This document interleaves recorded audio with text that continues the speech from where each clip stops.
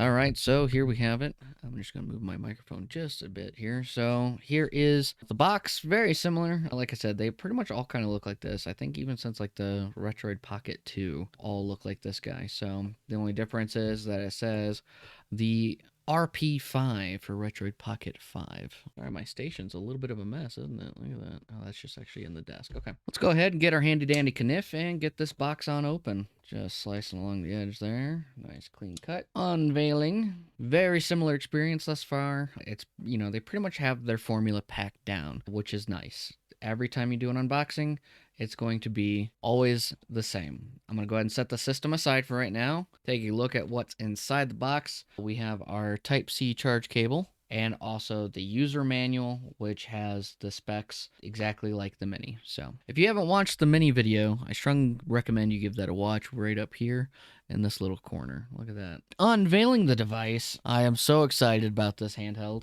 This, I believe, is going to be my daily driver, probably forever until it dies. And I would probably spend the money to buy it again. As we could tell, it takes some inspiration from the Nintendo GameCube, which is my favorite system of all time. So the Mini, little size comparison as well, but the Mini, that I'm actually going to be doing a whole video of my experience with this handheld after so many hours. And, what are my thoughts? And this handheld is almost perfect, in my opinion. It's a good pocket size.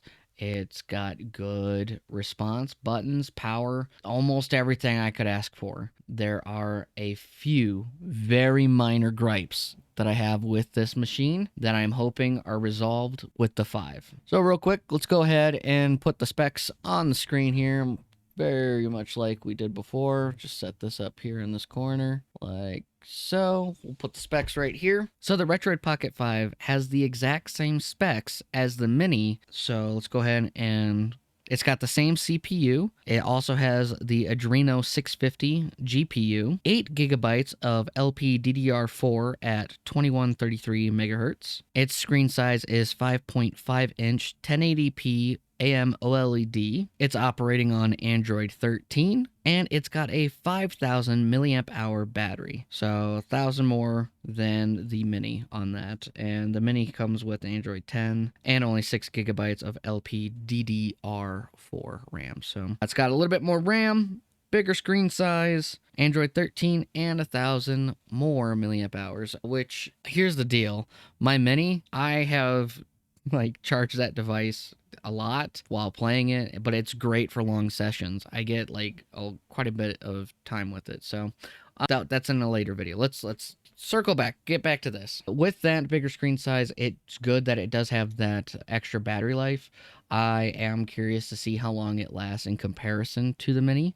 But taking a look at the device and its overview, go ahead and zoom in just a tad here. This color, I don't know if the camera is doing it justice. It's a nice, dark, rich, indigo color. Very much they got the color right for the Nintendo GameCube.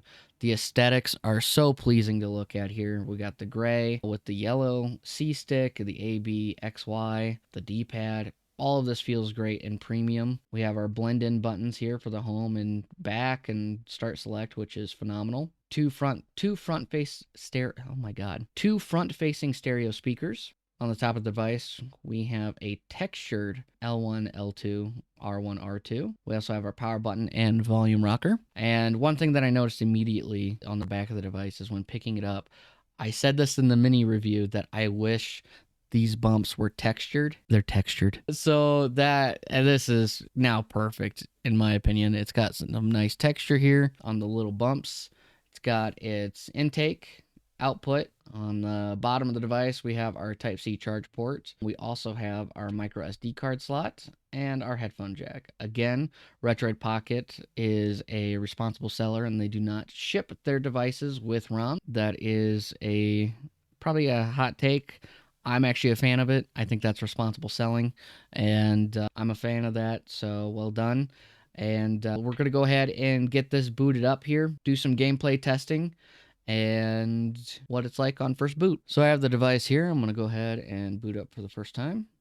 I'm out with the Retroid Pocket logo. What I like is that the plastic shell actually comes up and over a little bit, and then it's glass all up front like the Vita. I don't know why. I just feel like it might be more stable if dropped. Gonna go ahead and push R1, English. Let's go ahead and see if there's any difference with this. I'm gonna go ahead and push start. Welcome to Retroid Launcher. Let's start with the simple boot program. If you've already familiar with using Retroid Launcher, you can also choose to skip this boot. Yeah, we're gonna skip. It looks pretty much the same, but that screen somehow looks better. And I guess it's that 1080p resolution is why it looks better than the Mini. The Mini is, I think, like 16.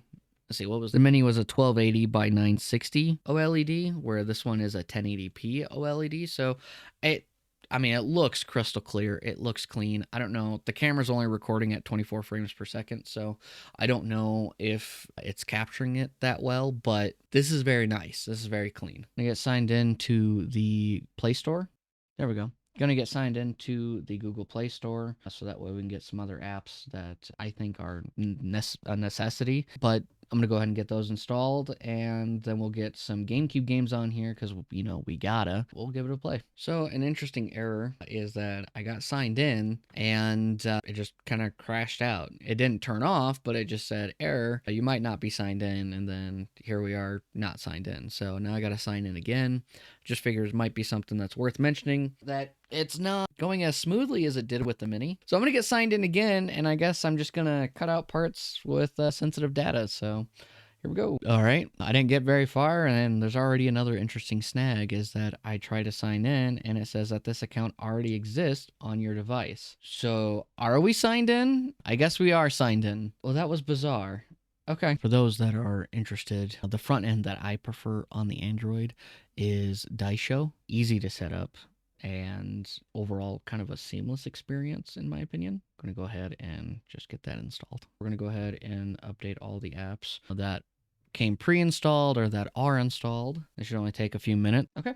Now that all those are updated, we're going to pull down from the top, pull down again and go to settings. And then we want to scroll all the way down to system, Retroid Pocket. And we want to check the version and make sure we're up to date. And as we see here, we do have the latest version on our system. If we want to read about it, too bad. All right.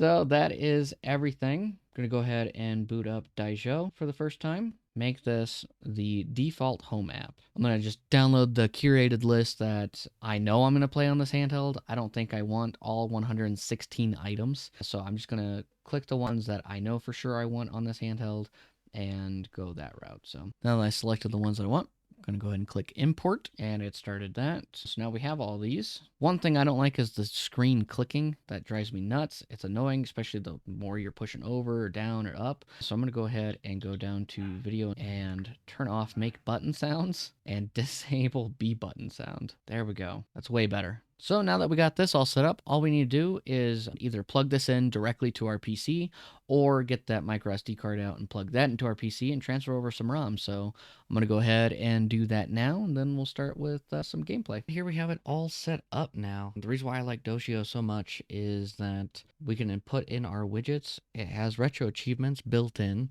And we were able to put in our Plex server, Crunchyroll, Steam, all those things. Just it's a better UI in my opinion. It has the retro achievements built in.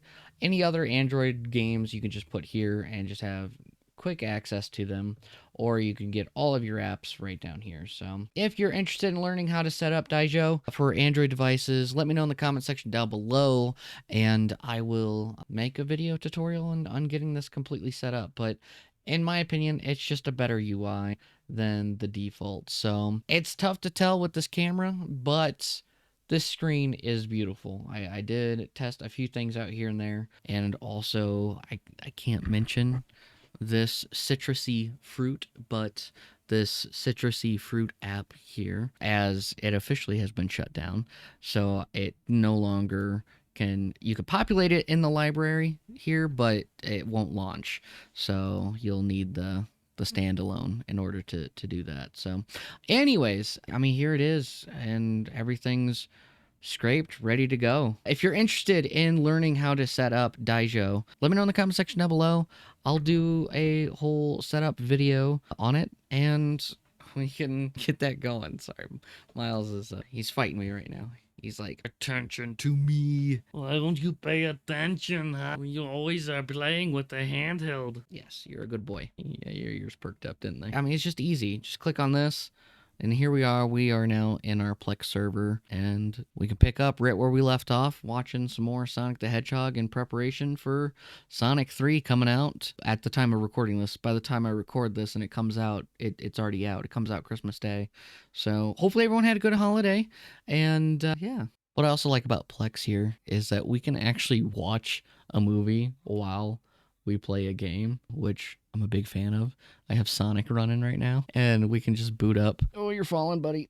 Miles is falling off my lap. Oh, careful. All right, bye, buddy. So there we have it. I mean, we are now playing Metroid on the Game Boy while also watching a movie. While listening to the game audio, the movie audio is also going. So you could come in here and mute the emulator by going to audio, just mute. Oh, it's a Metroid. Oh, I'm getting my ass kicked. Nice. We almost died, but... So, I mean, obviously Game Boy is going to work on this. Game Boy Color. It's styled after GameCube, so we should test GameCube, but I'm going to save that for a little bit later. What I'm interested in is PS2. Does PS2 work? I have a couple games here that I don't know if it'll work or not. Let's try it. Let's give it a shot. Oh, yeah, we got to do first time setup. Okay, let's go ahead and hit confirm. Says it requires a BIOS, which that makes sense. Oh, there we go. So let's exit game real quick. I think it's probably going to crash on us. Yep. Okay. Set play again. Okay. So here we are. Let's go ahead and app settings and BIOS. We now have a BIOS loaded. And if we launch our game, we need to map our controller. Left stick right, down, left, up, down, and left. Okay, I think that's all we need. I gotta get rid of these touch screens. There we go. And here we see it's working. Remember in the PS2 era, like every Final Fantasy game I remember like seeing, it was like, wow, these characters are so realistic. Like, we look at it now and it's like,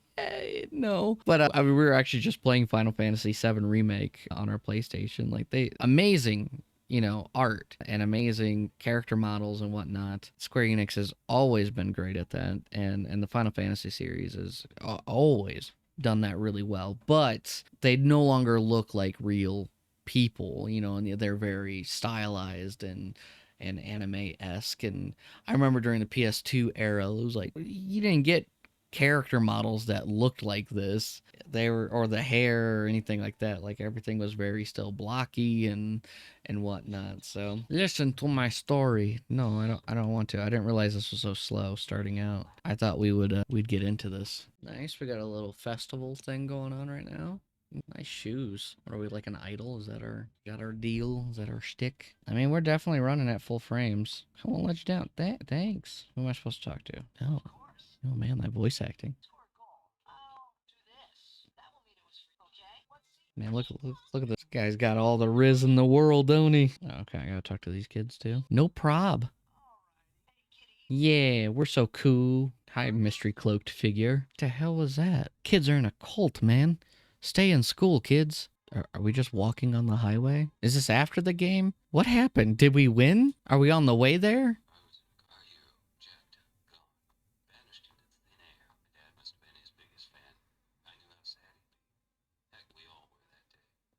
This is a street, right? It looks like, I'm getting chased. I get it, though. This is exactly what it feels like to be modern broadcast. 100%. I mean, PlayStation 2 is working. If we haven't proven anything here other than that, it's working just fine. I was trying to get to a battle. I thought it would be a lot sooner than it has been. But look at this. Cinematic. Wow. This is definitely a game I'm going to have to continue playing. I like that heavy metal background music going on right now. Oh, who's this guy? That doesn't look very safe. Nice shades, bro. Oh, that's a problem. Also, did he hold out a jug? Like, he's going to get a drink? Is that what's going on? Wait, are we swimming? Wait, is this like a water dome? Miles just came into the room. He jumped up on the bed. He's going crazy. He's going wild. He's going crazy. He's going wild. And he's going, what is going on right now? I mean, how are we breathing under there? Do we have apparatuses? I got distracted by the dog, so, oh, okay. Fresh air. Oh. Why is every Final Fantasy game I start playing, it just begins with, like, destruction? Did all the players in the water dome just die? Oh my goodness. Miles is back. Look at this guy. What's going on? Hi. Oh, yeah? It's puppy time. All right, let's go ahead and get running. Oh, we know Glasses Dude. I mean, how did he get down so easily and safely? Oh, look, a battle. Maybe. Oh, it's the weird mage kid. Hey, don't eat him. Miles started eating the modern broadcast plushie.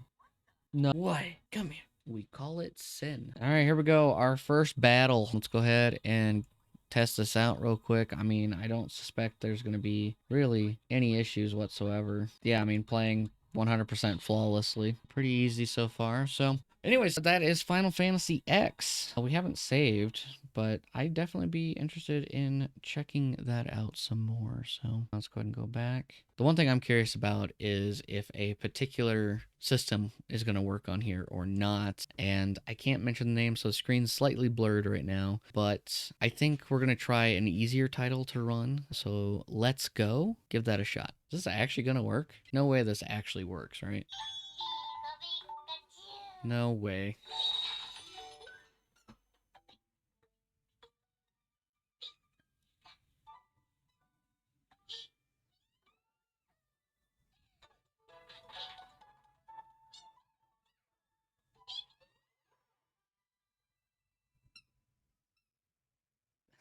I can't believe this actually works. I see some slight hiccup, but only for a second. Probably like caching images or shaders. His name is Smurf.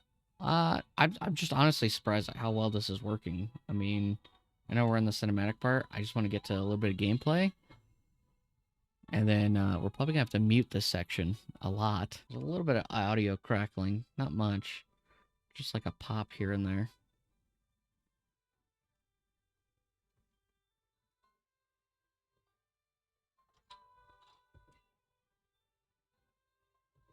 Dude, it's my friend Smurf. Okay, bye, Smurf. A little slowdown. I think I went to 20 frames instead of the 30. Still very playable on a system that's the size of the screen.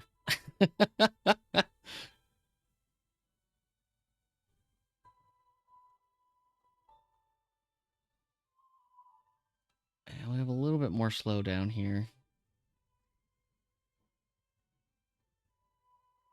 I think it's still definitely doable. And this is stock. We haven't even put it on performance mode. So we might actually get better play out of it if we did. But it just has a quick size comparison because I have it right here.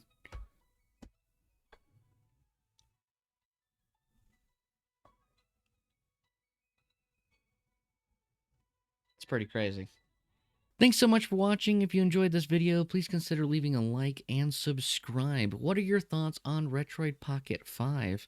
I think this definitely has potential to become my #1 handheld, as it kind of fits everything I'm looking for. Check out some affiliate links down below, some accessories for the device that I recommend. Also, get yours at the link below. That is not an affiliate link. But yeah, I hope everyone has a great week. Happy New Year, and hopefully everyone had a great holiday season.